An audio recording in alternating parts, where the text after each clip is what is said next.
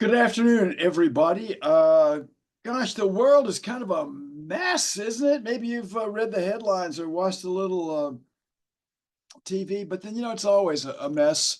But one of our jobs, I think, as writers and thinkers and teachers, is to help people get a handle on it, and that means we need to get a handle on it ourselves. So, I have a poem here that's it's really about gratitude. It's called "It Just Keeps Getting Better."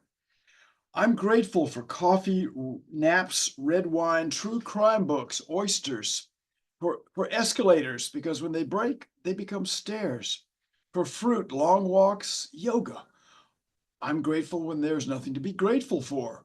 Scientists say when there's nothing to be grateful for, you should look for something, anything. Did you know that the search for gratitude produces serotonin, the neurotransmitter that maintains mood balance and prevents depression? Scientists say you don't even have to find anything, you just have to search. Right now, I'm grateful for those stupid birds squawking outside my window. I'm grateful for grates, which keep me from falling into drains, sewers, and manholes. I'm grateful for graters, which keep me from eating a whole block of cheese at one time. My New Year's resolution next year will be to be grateful. I'm going to be as grateful as all get out next year. I'm going to be aerobically grateful, tackle and wrap up grateful, somebody call 911 grateful. I'll be grateful beyond compare, beyond measure, beyond all bounds. Next year, my plan is to be singularly, commonly, unusually, notably, signally, strikingly, pointedly, famously, egregiously, prominently, and glaringly grateful. I will be grateful for dissatisfaction, for that blessed unrest that makes me feel more alive than anything else. And as I am a poet, I'll be grateful as I watch for the erosion of my body and spirit by time, as if I were in a corner watching a thief twirling the knobs of a safe, knowing that it is empty, my treasure being elsewhere. I am grateful for babies, for while others may turn away from me, babies are prepared to smile at anything, even roughly, in human form. I am grateful for Chuck Berry, for judges' wives, district attorneys, for a brown-eyed, handsome man, deserts, Bombay, history, a beautiful daughter who can't make up her mind between a doctor and a lawyer man, for DeMilo's Venus, and wrestling matches, and baseball, and 2-3 counts, and high flies into the stand. I am grateful when those I love leave town, and even more grateful when they die, and think how lucky I am to have something that makes saying goodbye so hard. I am grateful for tears, for they are rain upon the blinding dust of earth. I like the way people say sherbet instead of sherbet, and I like as well sorbet, the word from which both are derived, though not as much as I like sherbet and sherbet.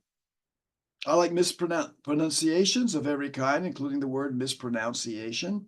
I like phrases like pick me up, which is something to brighten your day or give you an energy boost, especially useful when you can't spare time for a lunch break during a long work session. Also, chemical mood enhancers such as alcoholic beverages. Let's go for coffee. I sure could use a pick me up.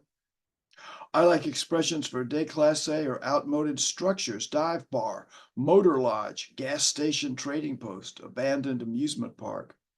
I like collective nouns, a smack of goldfish, an ostentation of peacocks, an incredulity of cockles, an alt command control shift of techies, a rave of DJs, a hedge of investment bankers, a ring of opera goers, a pan of critics.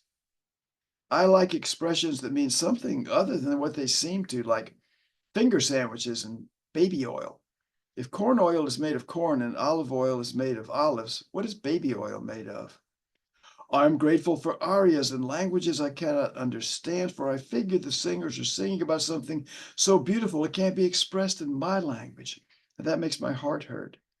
I'm grateful for epiphanies because they are always just below the surface, waiting for the right conditions to reveal them. I'm grateful for stories to my friend who said he was sitting next to a nun on a plane who says she's nervous because she'd never flown before. So he says he always finds that a couple of scotches calm his nerves. So the nun orders a scotch, but then the plane encounters some turbulence, and the frightened nun grabs my friend's hand and orders another scotch. And for the rest of the flight, anybody who uses the forward restroom comes out to see my friend holding hands with a nun who's throwing down drinks like there's no tomorrow. I'm grateful to Alan Gerganis, who said stories only happen to people who can tell them.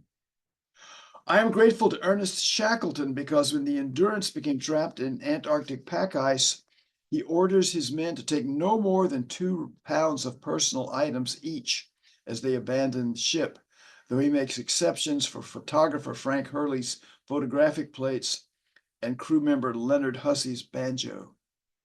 Just you wait. Next year, my gratitude will be Cyclopean, Bragdinagian, Bunyanesque, Herculean, Gargantuan. Next year, I'm going to be so grateful it'll be bad for me. Right now, I'm grateful for a newspaper you can still hold in your hand, for stories like this one that has a Fernandina Beach, Florida dateline and begins, quote, authorities say a man and a woman who were stopped for drunken bicycling in a Florida beach town had sex in a deputy's patrol car before one of them fled naked. Which one, I wonder? When I read this to my wife, she says, that sentence just keeps getting better and better. So that's my gratitude poem.